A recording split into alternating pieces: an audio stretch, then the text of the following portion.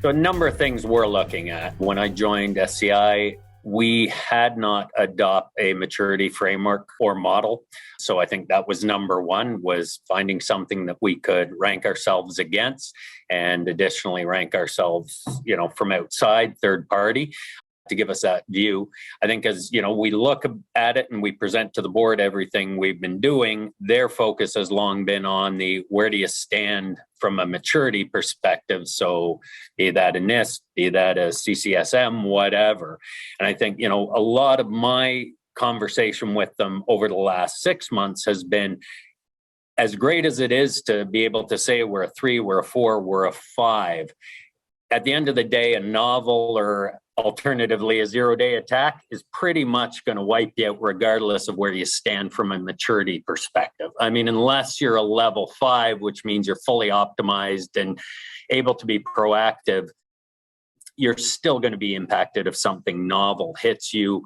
So for us, our focus areas are really around 2 things, though we're doing a lot. One is our continuous focus on cybersecurity awareness. I mean, all studies of late report on, 80, 85 or more of incidents resulting from human error.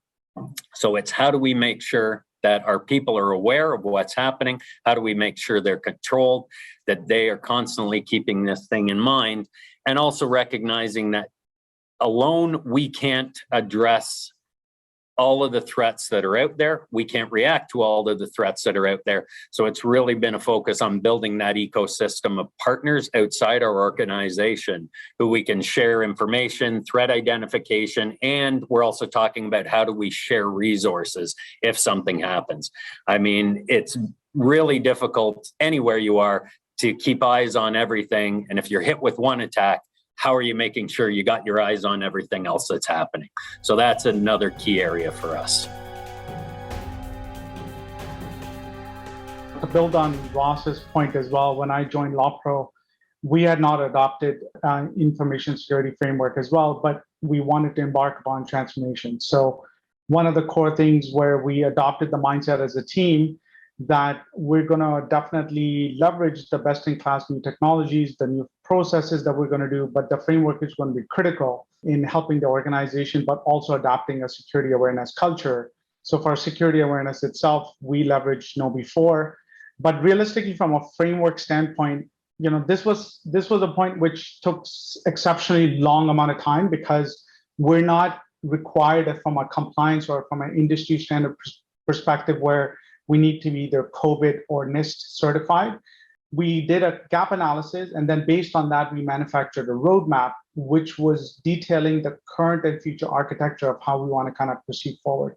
So it definitely worked on all core areas of where we needed to address, which was governance and control. We looked at all of the security solutions. And then one Ross that identified as well, which was people culture, and how do we make sure that we do a risk analysis on what the risk appetite is for the organization and what our risk level is for the organization when people are clicking to phishing campaigns as well. I would say our main focus is around identifying and managing the risk, and increasing our ability to detect and respond to potential attacks. We are a home building property management type of organization, so we have a fairly broad portfolio. We have a presence in both the construction, the manufacturing, and also rental property management industry. So the scope is quite varied, and the means of managing the risk and looking at the prevention is going to vary depending on the specific industries that we're focusing on. I would say we are very aware of the people, process, technology triad, right? So instead of focusing just on the tool, we are very much trying to equally spend time on people and processes. And as Ross and Ernest already mentioned, creating that awareness, educating the organization, that is for us high value, low cost initiative, and We tend to do it very frequently and to do a lot of it to keep, that awareness high priority for everybody. Beyond that, finding the right tools to improve the ability, as I mentioned before, to detect and to respond. And those tools, again, are going to vary depending on our specific focus on property management versus home building. So we do need to be quite flexible in accommodating for both major industries we're playing in. What we found was that when we were using the sort of standard existing education tools, it was helping us, but it wasn't helping us enough. And to Ross's point, it certainly wasn't preparing people for zero-day type issues. And so we put a lot of effort in over the past couple of years and changed the way we were doing education. So we're using a tool that starts with behavioral-based profiling. And that tool actually is used all the way up through our executive team and our board of directors. And it was really amazing how personalizing the fact that everybody is vulnerable and each type of personality is vulnerable in specific certain ways, how bringing that to our executive team and our board suddenly changed their interest in cybersecurity from one of fear and worry and risk to one of actual interest and engagement and appreciation. Moving to profile-based education has been pivotal to us, and we monitor and measure our response scores dramatically, and we publish them all, including those of our board. And I would say for us, this has been a pivotal pillar to us seeing cybersecurity as a positive learning opportunity and a positive contribution for people instead of fear of doing something wrong or the worry about what happens if you do something wrong. We're really moving up the engagement maturity model in a way that's much, I think, better than we expected based on our new approach. I heard a few people talking about certifications and things like that. There's definitely pros and cons, and depending on your regulatory obligations, contractual obligations, who your customers are, you may want or not have those certifications, so that you should look at how you can pick and choose those categories and subcategories in these different standards. Make sure that you can translate those hard to understand standards to the business. I find the other aspect as well is just when you look at enterprise, we've got a good handle on doing this analysis and doing a gap analysis. I just heard quite a few folks talk about this, but where personally my own concern comes when I look at globally, the mid-market is just struggling and they need a path forward, and having a better understanding of that flexibility, those standards that are applicable for them to protect them, to keep them safe and secure, is something that's very lacking, because the message often is follow this standard, get certified, do your, whether SOC 2, SOC 1, whatever that is. And it's not applicable for most companies. You do what's necessary to keep them safe and secure. It was an interesting experience so far. I think, as most of the others are building a model, because there was no existing one previous to our entrance into the foray in this area. I think one of the things that we had to understand was you had to make the framework fit the business and not the other way around. And by doing that, you have to understand your business first. What are your crown jewels? If you don't have industrial controls, then you shouldn't have controls on that type of thing. So it's one of those things of really, truly understanding what your business is and possibly a roadmap to the future of what the future controls may be. Understanding your crown jewels, I mentioned, I think is key to understand what you're going to protect, but also what others are going to take from you. So what other people think is important, it may not be what you think is important. So very interesting to make sure those things are covered.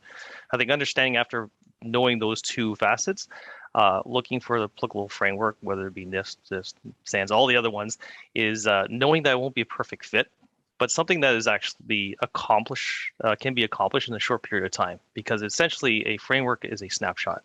And just like a camera, if you take a snapshot, but the shutter is open for too long, it's actually a really blurry view, and you just don't want that. It's just not very accurate. So to have something that's capable to be done in a reasonable amount of time, so you actually have an actual status that you can communicate back to the board. Our business is a managed services organization. So imagine I have, one of my line of businesses of 600 people in 30 different countries. We manage 2,000 servers and thousands of databases in on-premise at 500 clients, right? So it's less about me worrying about the flexibility of my cybersecurity posture. It's about my ability to be adaptable to hundreds of customer security frameworks and standards. So now I need the flexibility within my teams to have access controls that are different, to use different tools and technologies based on the client's demands, to have them consume my tools and technologies when they don't have that capability, or even look at a variety of maturity models myself. I think the key to flexibility, though, is in the decisions you make in the actual control choice, right? You've got people-centric controls, process-centric controls, and which ones you implement via technology, and identifying which one's the best bet for both your business and for your individual's client business is sort of key there, but less about the original pick. And I agree with Alpha. It's more about how those picks need to change over time. So it's quite possible you're perfectly fine with a people control now or a documented process control. However, as technology evolves, you want to implement technology to overcome that people and process, or that you have encountered a strange risk and you want to implement less technology and more sort of people cultural change to support that. A couple of those. The last thing I'd say is you do want to instill sort of a culture of security throughout the organization in order to maintain that flexibility. It's not just the information workers that need to have that, but the task workers and the frontline workers, and even those workers who have no computer access in any way. A good portion of our clients and staff don't actually have access because they're like field support, right? They don't require this kind of technology implementation. However, in many ways, they're frontline, and therefore their cultural impact to cybersecurity or just letting people in the door has a pretty big impact to the posture of yourself and the client. On Avison Young, it was just natural for us to integrate cybersecurity into a holistic model that we introduced from enterprise architecture. And we taking it, as part of that. So we're looking at all the business capability models where we are more secure or where we are more mature. We put in all that into place to come and say where we are in terms of our, if you want a comparison to the level to the NIST or CNSM, or we are maybe level 2, maybe level 1, and we try not to take so much technology approach behind it. I guess that's the best way to say it. We're trying to do more, look at it from a risk management, how we managing risk. In fact, I think I've mentioned that in some of previous conversations with the team here. We have a very robust security governance that is being created by our board member. And the way we driving it is purely on the risk side. So I would say on our side, on the maturity model, we have a long way to go, but we are starting to actually put in the puzzles in place in the same fashion we do for our enterprise architecture. Back in 2005, founded a company called Intelligo Networks in Toronto, right? A great incubator for cybersecurity practitioners, knowledge workers, but at the time, very little frameworks, right? Getting something like PCI and not even having a lot of, frankly, competitors even at the time, things like, Robert Herjavec and the Herjavec Group not existing yet, and big names, or BlackBerry not being a security company. You didn't see what kind of tools or what kind of, processes people were building around the technology they were providing to sort of go above and beyond whatever the PCI DSS or at the time other frameworks would tell you, right?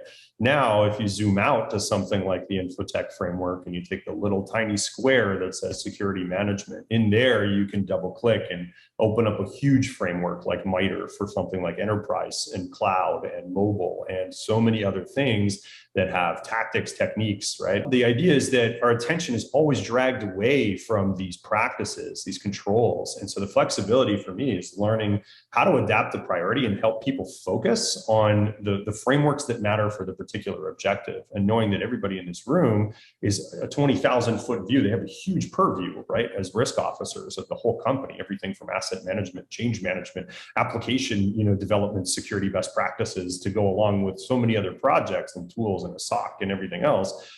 That takes away even the idea that that tiny little focus on something like security management and threat intelligence around the new attack and can we block Felina, right? So the flexibility here, I think, is to try to look at that 20,000 foot view, understand how to assign certain frameworks to certain things. I think a lot of people talk about their products and InfoSec frameworks, but then maybe overlook things like benchmarks. My advice would be to understand which frameworks can apply for the focused part of detecting and responding to a threat, because that's frankly where I come from and what I know, right? But that, there's probably a link to multiple of these frameworks. It's kind of like if you read comic books as a kid and now you see, huge Marvel movies being made, right? There's so many frameworks now. There's so much sharing. There's so much going on. It's adapted so much that now we have, too much. Now we have to find a way to cut back and help focus. And that's where that flexibility is going to come from, to know which parts to keep.